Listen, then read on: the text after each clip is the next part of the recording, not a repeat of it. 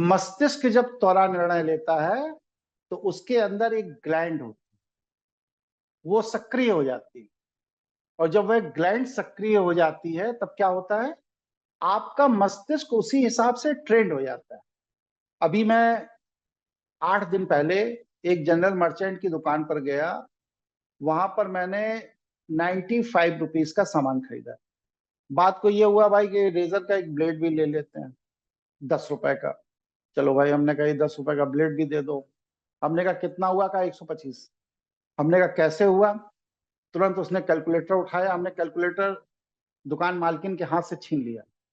हमने कहा कैलकुलेटर करने की जरूरत नहीं, आप हमको ये बताओ 95 में 10 रुपए जोड़ने पर 125 रुपए कैसे हो। तो क्या है, वो मानसिक विकलांग है। जो व्यक्ति 10 रुपए, 20 रुपए, 27 रुपए, 48 रुपए, 63 रुपए, 21.5 रुपए, 34.5 रुपए नहीं जोड़ पाता, इतना अगर उसका बुद्धि नहीं चलती है, तो वो मानसिक विकलांग है। यही विकलांगता थोड़े और बड़े स्तर पर जब बढ़ जाती है तो आदमी त्वरित निर्णय नहीं ले पाता। तो हमें क्या करना है, अपनी इस विकलांगता को सुधारना है। कैसे सुधरेगी? एक्सरसाइज से। चोट लग गई, प्लास्टर बंधा था पैर में, पैर कमजोर हो गया, अब क्या है कि प्लास्टर कट गया, तो हम क्या करते हैं, एक्सरसाइज करते हैं जिससे कि मेरी मांसपेशियां ठीक से काम करें। उसी तरह हमें अपनी वैचारिक एक्सरसाइज करनी है। मैं 4 तरह की एक्सरसाइज बता रहा हूं। किसी को मालूम है किस किस तरह की एक्सरसाइज की जाती है, बताइए। नहीं मालूम हो तो 4 मैं बता दूं। नहीं मालूम है गुरुजी। पहली एक्सरसाइज ये है, आप जब सड़क पे चलिए, जो भी गाड़ी आपके आगे पीछे चल रही है उसकी नंबर प्लेट पढ़ते जाइए और कोशिश करिए कि वो नंबर आपको याद रहे।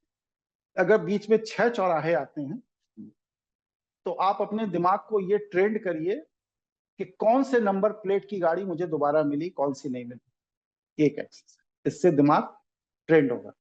दूसरा, अगर कोई दूसरा गाड़ी चला रहा है और अगर आपके पास समय है तो सड़कों के किनारे जो बोर्ड लगे हैं इनको पढ़िए और याद रखने की कोशिश करिए कि किस जगह सड़क पे कौन सा बोर्ड लगा था।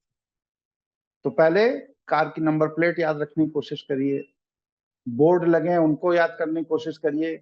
आपके अपने साथ के जितने भी कोलीग्स हैं, मित्र हैं, दोस्त हैं, सबका पूरा नाम याद रखिए। ये भी एक एक्सरसाइज का पार्ट है। कहते हैं नेपोलियन बोनापार्ट की 6 लाख की सेना थी और हर व्यक्ति का पूरा नाम उसे याद था। और फिर चौथी एक्सरसाइज जो सबसे सरल है, एक स्विच पर सब भूल जाइए।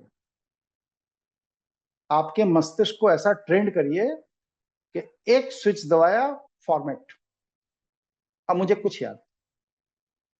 क्योंकि अगर आप फॉर्मेट नहीं करेंगे तो ब्रेन रिलैक्स नहीं होगा, रिलैक्स नहीं होगा तो आप अनिद्रा के पेशेंट हो जाएंगे। ये 4 एक्सरसाइज अगर आप कर रहे हैं तो मस्तिष्क आपका प्रति क्षण शार्प होता जाएगा, मजबूत होता जाएगा, आपकी चिंतन शैली बढ़ती चलेगी। आपने देखा है इनको, स्वामी राम भद्राचार्य जी महाराज, इन्हें ग्रंथ के श्लोक का नंबर याद है, एक एक श्लोक का। 13,000 ग्रंथ उन्हें रटे हुए हैं और 13,000 ग्रंथों के एक एक श्लोक का नंबर याद है। कैसे याद है? तोरा की साधना से। ये जो आप कहते हैं ना कठिन है, ये क्या है, ये एक अज्ञात भय है। कठिन है या नहीं है ये पता नहीं है, लेकिन हमारी कल्पना में वो कठिन है। ठीक है नहीं?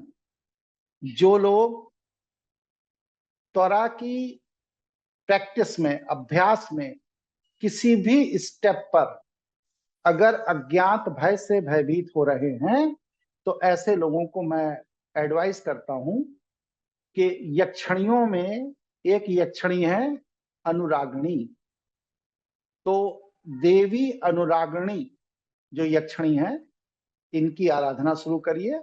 आपके मस्तिष्क की ऊर्जा बहुत तेजी से विकसित, आपका अज्ञात भय खत्म होगा, आप सही समय पर सही निर्णय ले सकेंगे और उस सही निर्णय को लेकर के आप अपनी संपन्नता को बहुत ही कम समय में विकसित कर सकें।